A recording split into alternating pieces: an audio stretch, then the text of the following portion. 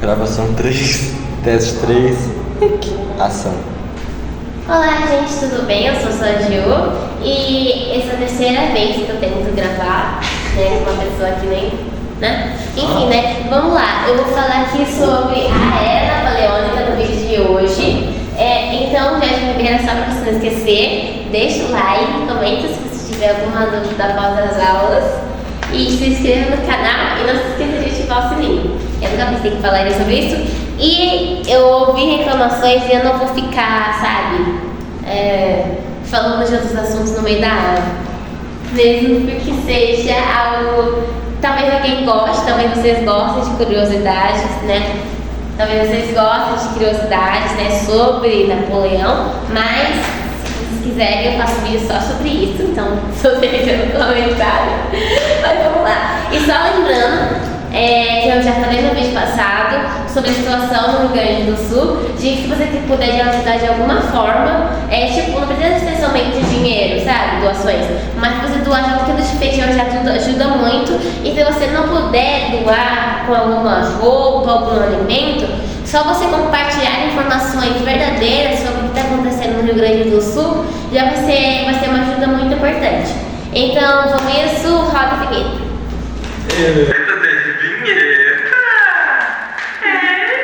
Você que fez? Caramba, depois. Tá no meu canal, todos os vídeos têm a vinheta.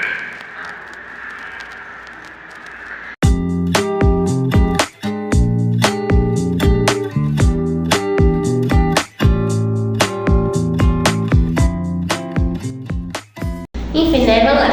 Então, em 1799 foi instalado, antes de começar em 1799, eu vou falar o que aconteceu um pouquinho antes. Então, o período que antecede a Era Napoleônica são a Revolução Francesa.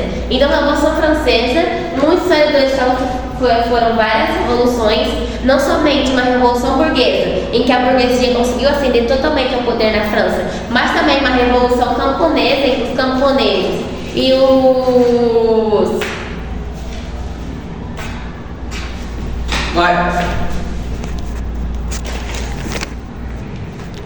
E também uma revolução dos sans-culottes. Os sans-culottes é tipo o antes do proletariado na França. Então, uma classe que era um camponês que morava na cidade e trabalhava nas manufaturas da burguesia francesa. Só que então a Revolução Francesa foi um conjunto de revoluções para alguns historiadores, em que foi derrubado totalmente o antigo regime, ou seja, o predomínio total da igreja sobre as pessoas, a monarquia absolutista, acabou tudo isso no antigo regime, na marca do antigo regime, e assim começou um novo regime que é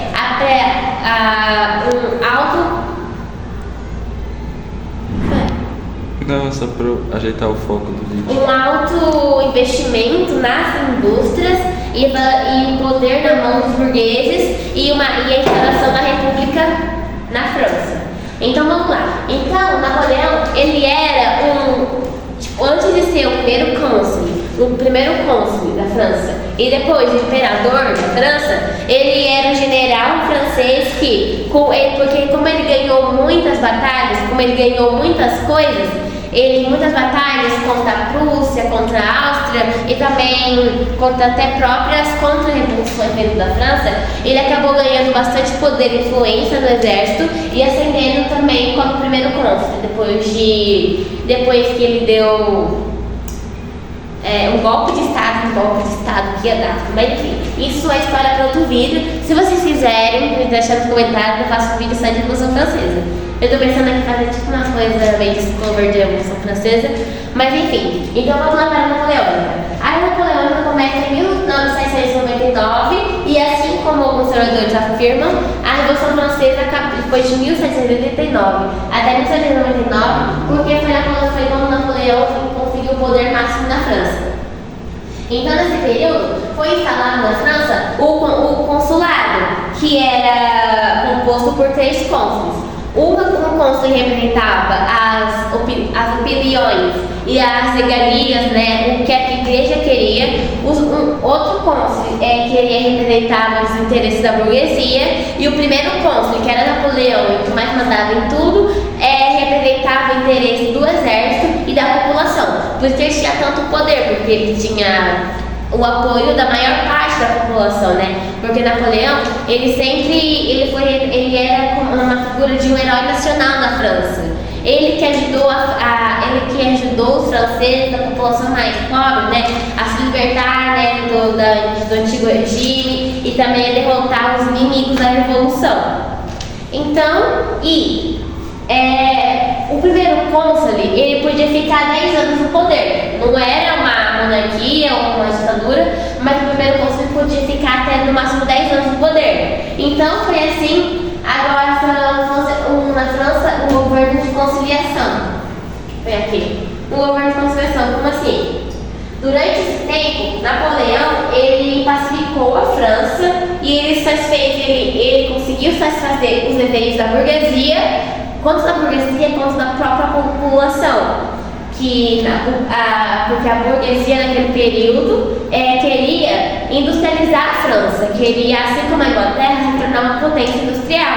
E por isso que ele, com algumas medidas, ele ajudou a industrializar a França. E também ele devolveu as terras antes da igreja, dada ao povo, vou tentar a resolução depois. Devolveu as terras antes da igreja, e ele devolveu as terras que antes eram da igreja, e que durante o período ali de Robespierre foi dada à população.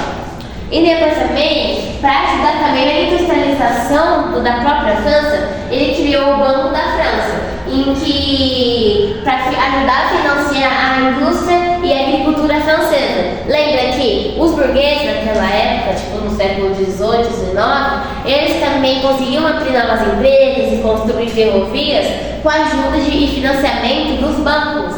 Então, com os bancos que eles pegavam empréstimo para poder financiar, para poder investir em suas próprias indústrias. Por isso que ele fundou o Banco Francês. Então, os burgueses agora poderiam pegar dinheiro emprestado com esse Banco Francês. E para funcionar a economia, então você vai ver o que eu tinha escrevido. Para funcionar a economia e a indústria francesa a partir do financiamento da agricultura e da indústria, e os franceses para menores juros e facilitar o investimento na indústria e na agricultura. E também, tirando a criação do banco, em 1802 ele fez a Paz de Amiens com a Inglaterra, que foi um acordo que ele fez com a Inglaterra, em que também, não sei se você vai lembrar, mas um pouquinho antes disso, por 20 de 1799, a Inglaterra, ela tinha se juntado ali, feito uma coligação com outros países, incluindo a Áustria e a Prússia, para atacar a França. Porque a Inglaterra não tinha nenhum motivo político para atacar a França, mas sim um motivo econômico, porque ela não queria que a burguesia francesa ascendesse tanto como a inglesa, por isso que ela também não podia atacar. Mas Napoleão, né, o governo de Napoleão, né, esse governo vai ser assinado a Paz de Amiens, que é um acordo de paz com a Inglaterra. Então, durante um tempo, que durou de 2 a 5 anos, a Inglaterra e a França não entraram em conflito. E também foi assinada uma cordata, que é quando o Estado assina um acordo com a igreja. Então aqui, a igreja, então é um acordo com a igreja, deixa eu escrever aqui só para você não esquecer. Então é um acordo com a igreja, em que a igreja, ela concordava em que suas terras fossem confiscadas. Lembra que as terras no período do Grande Terror, era o Grande Terror, né, que se chama. Mas no período de Robespierre foram tomadas das terras da igreja e com isso foram dadas à população. E a igreja então se tomou suas terras, em troca o governo, né,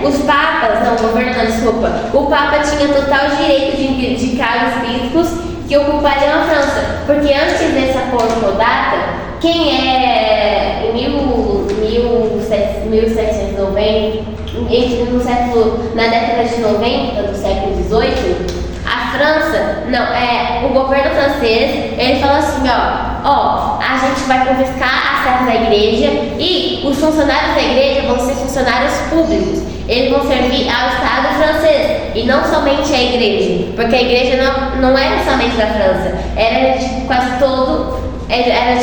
de toda a Europa e de quase todo o mundo. Então, os funcionários, por exemplo, bispos, os cardeais, né, da Igreja Católica, que estava na França, serviriam ao Estado francês, não a instituição da Igreja Católica.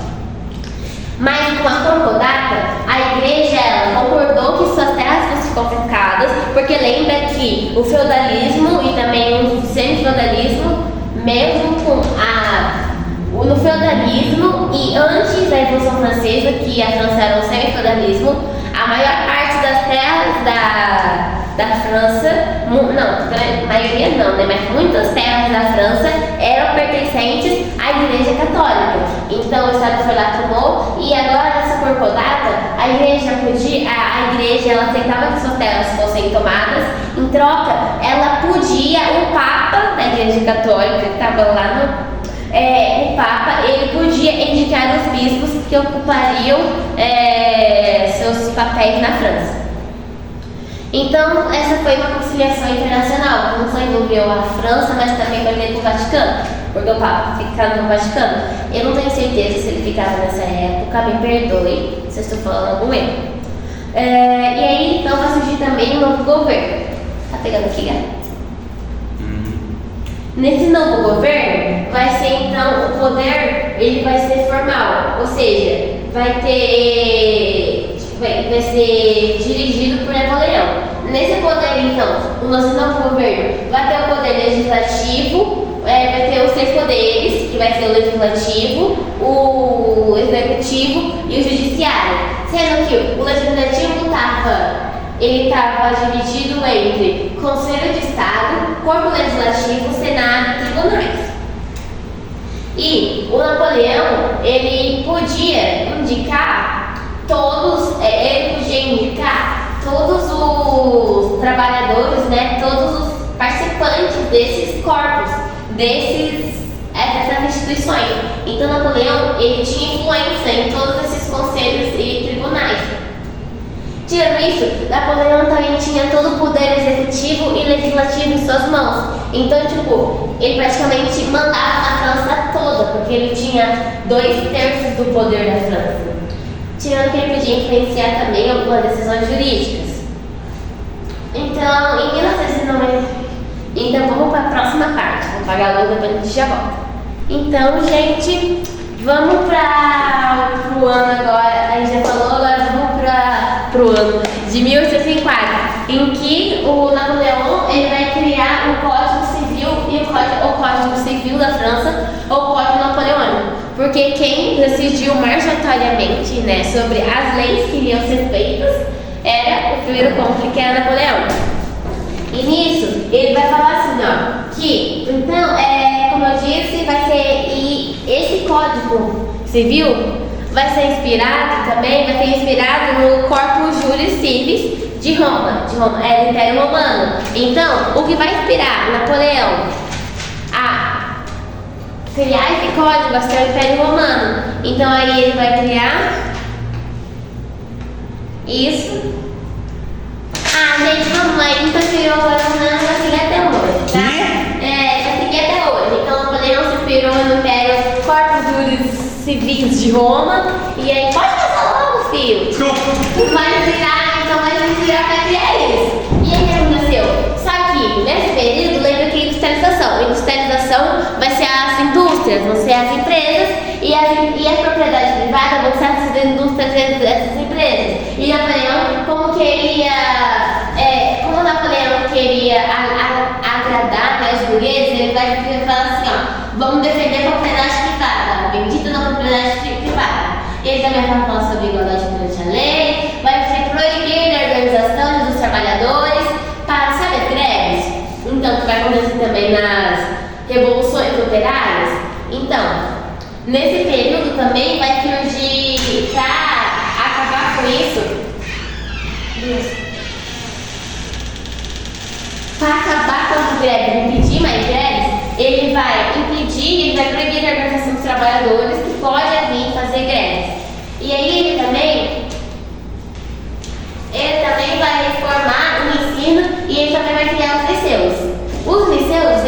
ser tipo...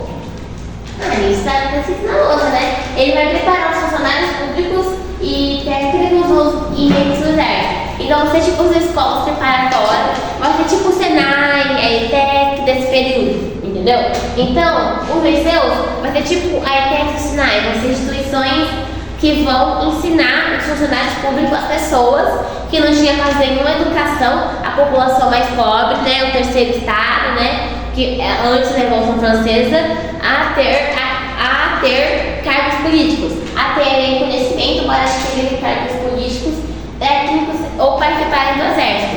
Então, isso vai ser muito importante, porque isso vai impulsionar a França, porque agora muitas pessoas vão ter conhecimento, muitas pessoas agora vão ter educação para ocupar cargos públicos, entende? Então, esse conhecimento vai ser disponibilizado a cada da população.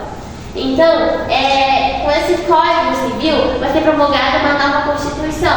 E essa nova Constituição vai falar que o primeiro cônsul, ele tem cargo vitalício. Lembra que eu tinha falado que ele tinha no primeiro cônsul? A diferente do segundo e do terceiro cônsul. Tinha o primeiro cônsul tinha um cargo de 10 anos no máximo. Então, Napoleão, como ele tinha influência no poder judiciário, legislativo, executivo, ele vai falar assim, não, o primeiro cônsul ele vai ter cargo vitalício. E com isso ele vai virar uma espécie de ditador, mas dominador, não ditador, né, mas de imperador da França, porque ele não vai proibir tantas coisas, mesmo que ele censure a imprensa.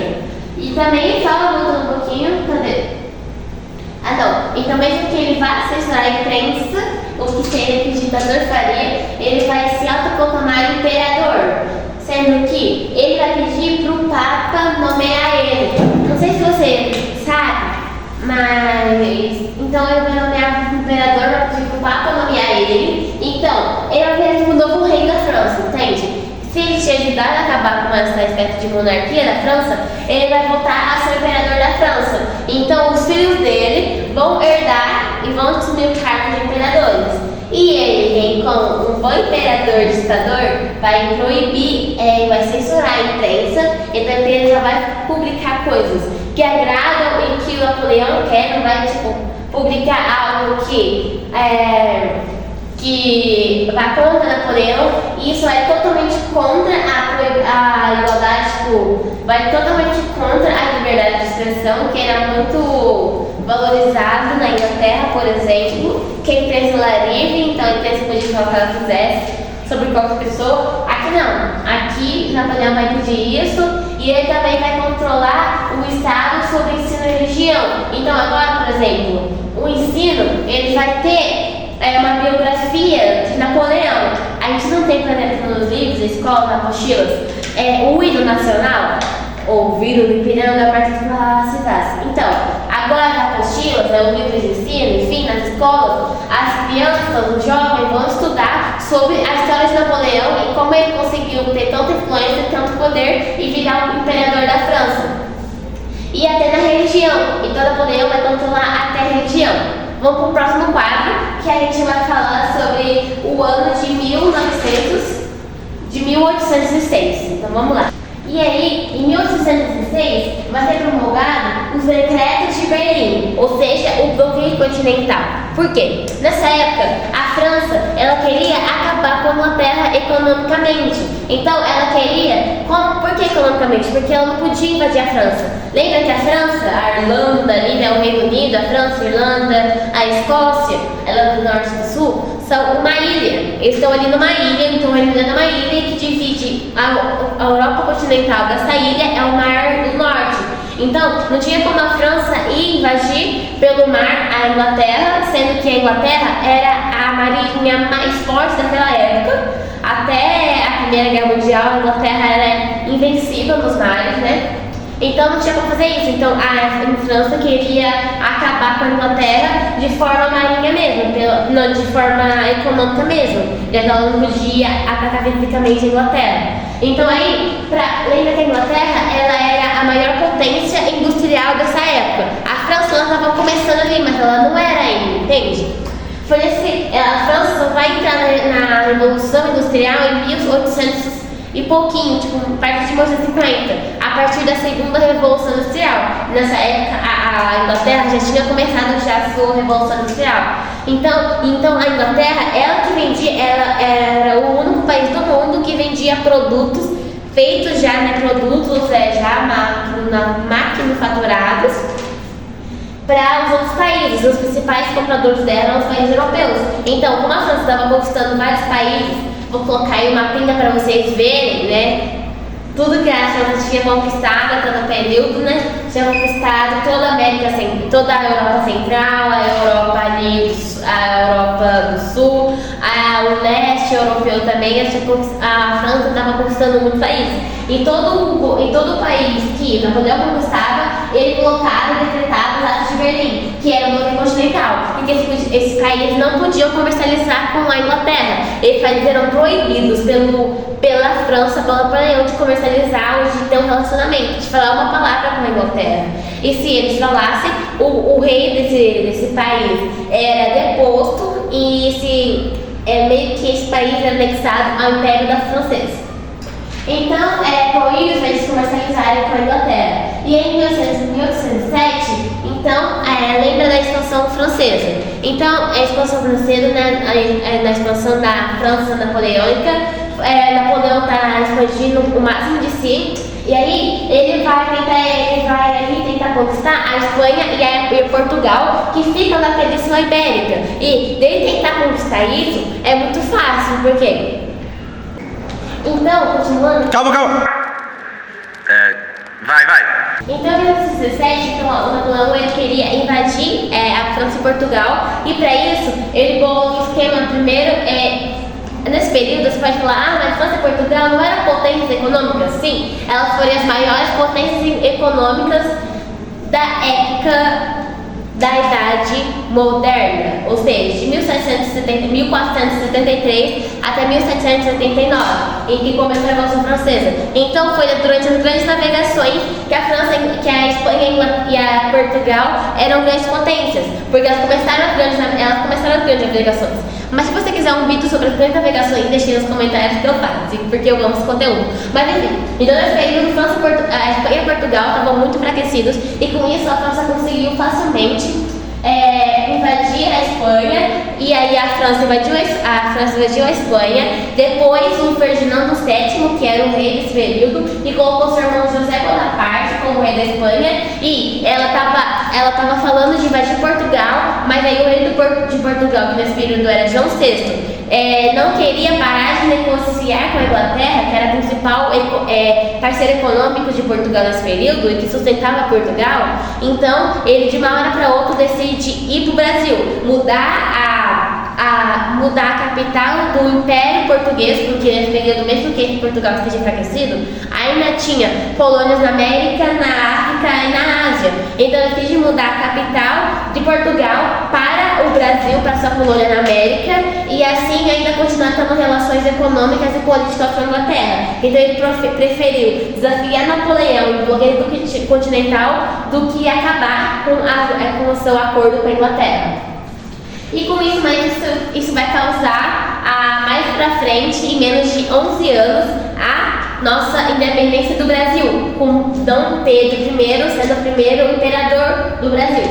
Mas isso é vídeo pra outra história, né? Caso você queira, deixa também nos comentários. E aí, em 1909, a Rússia vai romper com o bloqueio continental, porque nesse período a Rússia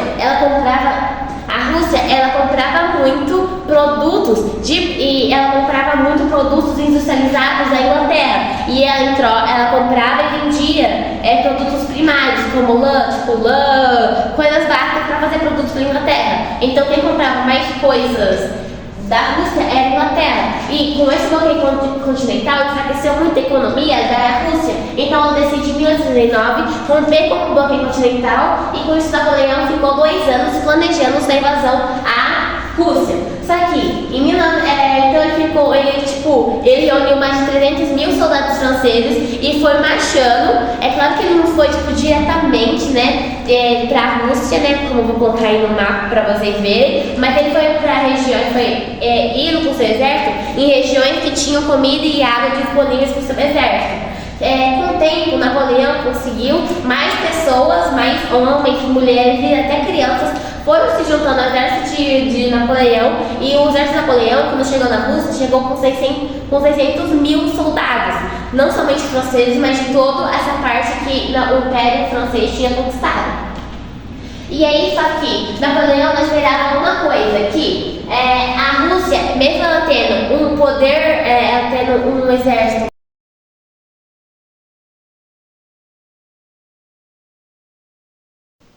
Mesmo a Rússia, então, tendo um exército mais fraco do que de Napoleão, ela ainda com uma tática que ela também vai utilizar lá na Segunda Guerra Fria com Hitler, que se chama Terra Arrasada. Não sei se você sabe, mas a Rússia, tipo, mais de 80% dela é só gelo. Principalmente, tipo, é muito frio lá, né? Tem a Sibéria, que é conhecida por baixas temperaturas. Então, na Rússia, por ela ficar bem no norte do planeta, né? Perto do Polo Ártico, ela vai ser muito frio lá. Então, principalmente no inverno.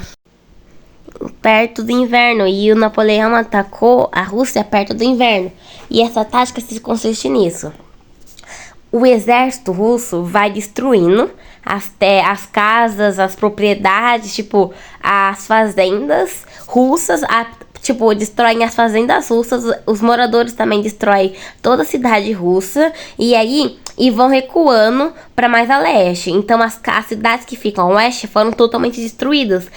E aí a população e o exército foi se deslocando e fugindo para leste. E aí as tropas de Napoleão foram chegando cada vez mais.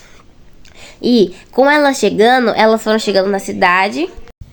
E quando ele chegava nas cidades, ele via que a cidade estava vazia. Não tinha nada e estava tudo destruído. As plantações estavam destruídas, os animais, os que não conseguiam levar junto pro leste, eles acabavam até mesmo matando, então não tinha nenhum recurso. E as águas, os russos, colocavam veneno para que as tropas de Napoleão não conseguissem beber água. E foi isso que ele fez. Então, quando as tropas de Napoleão chegou nessas cidades russas, não tinha nada. Não tinha água, não tinha comida, não tinha lugar para morar. E lembra do inverno, então tava muito frio. E os franceses não estavam acostumados com todo esse frio. Mesmo que na França seja frio também. Mas é que na Rússia é muito frio. É menos 10 graus, assim, entende? Muito menos que isso. Então, as tropas napoleônicas morreram. Muitos homens morreram nessa parte. E é aí que aconteceu. Metade das tropas napoleônicas acabaram morrendo ali de fome ou por sede ou até de frio. E então Napoleão não viu outra estratégia. Ele até conseguiu chegar em São Petersburgo, que era a capital do Império Russo nessa época. E mesmo que o czar, que é o monarca, né, é o posto de monarca na Rússia, não morasse lá no palácio em São Petersburgo, ele também havia se retirado e ido para leste. Então, quando Napoleão chegou no palácio, ele até sentou no trono, mas não tinha ninguém lá, entende? E até os oficiais de Napoleão falavam que era melhor voltar para a França porque o exército estava morrendo. E foi isso que Napoleão fez. Então ele continuou voltando. Então, quase metade de todo o exército francês tinha morrido somente pelo frio, pela fome e pela sede, quando eles chegaram lá na Rússia, né, devido ao frio.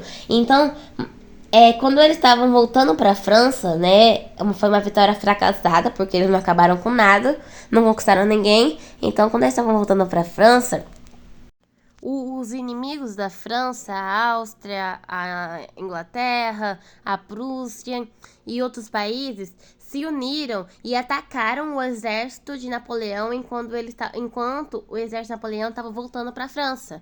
E lembra que o exército de Napoleão estava muito enfraquecido, porque eles perderam praticamente metade de todo o seu exército somente na Rússia. Então, com a volta, quando o exército francês estava voltando para a França, eles foram atacados, então entraram em guerra mais uma vez, eles estavam enfraquecidos. Então, depois dessa guerra, eles se enfraqueceram ainda mais e eles perderam essa guerra. Essa guerra foi chamada de Batalha das Nações, ou Leipzig, que aconteceu mais ali na Alemanha, ali onde era a Prússia, aconteceu mais ou menos ali na Alemanha. E aí, então, Napoleão, perdeu, né, nessa batalha, e os países vencedores exilaram o Napoleão para a ilha da Elba, a qual os países vencedores deram até, tipo, 1000 soldados para Napoleão, para ele se tornar o rei daquela ilha. Então, foi muita humilhação, eles queriam humilhar Napoleão, porque Napoleão, depois disso, tipo, depois dessa batalha, perdeu todo o seu poder sobre o exército francês, foi exilado para uma ilha minúscula e ainda tinha 1000 soldados para ele reinar nessa ilha. Só que, com o apoio de algumas pessoas, Napoleão conseguiu voltar para a França em 20 de março de 1815. Foi quando ele chegou em Paris. E lá, os franceses ainda, tipo, idolatravam ainda o Napoleão, né? Mesmo ele tendo perdido aquela batalha lá, a Batalha das Nações, eles ainda, os franceses, grande parte dos franceses, o exército também, ainda aclamava muito o Napoleão. E com isso, eles tornaram de novo Napoleão como imperador da França. Só que esse império, né, esse reinado de Napoleão durou apenas 100 dias. Porque depois, novamente, os outros países que sabiam que se Napoleão recuperasse o poder mesmo e se fortalecesse de novo e acontecer toda essa catástrofe de novo, essa confusão na Europa, eles entraram em guerra de novo com Napoleão, que Napoleão estava enfraquecido, né, de novo. E essa batalha foi conhecida como Batalha de Waterloo, que marcou definitivamente a derrota de Napoleão. E aí Napoleão foi exilado definitivamente. Napoleão foi exilado para a ilha de Santa Helena. Só que lembra do primeiro exílio dele para a ilha lá de Elba? Então, na ilha de Elba, Napoleão, ele foi exilado, só que ele não foi preso. Ele ainda tinha soldados, sabe, para reinar naquela ilha. Só que dessa vez, Napoleão foi exilado e preso numa ilha menor ainda, chamada Santa Helena. Então, ele estava sendo vigiado por países, principalmente pela Inglaterra. E aí, em 5 de maio de 1921, ele morreu de câncer de estômago, né? Foi isso que matou Napoleão, câncer de estômago. E em vez de morrer numa batalha, heroicamente, acho que ele queria morrer numa batalha, mas enfim. Então ele morreu assim, de câncer de estômago, em 5 de maio de 1921. É isso, pessoal. Tomara que vocês tenham gostado do vídeo. Eu comecei num lugar e acabei em outro, mas enfim, né? E tive que vir pra casa. Mas enfim, tomara que vocês tenham gostado do vídeo, tenham entendido tudo. E eu tentei resumir bastante, né? Tipo, esse vídeo. Então, mas eu falei de coisas bem importantes. E caso vocês queiram também um vídeo sobre a Revolução Francesa, que foi o período que antecedeu a Era Napoleônica, comenta aqui embaixo que eu vou estar fazendo, né? E foi isso, tomara que você tenha gostado. Então, curte, comenta, compartilha e ativa o sininho para não perder nenhuma novidade. Um beijo pra vocês e até o próximo vídeo.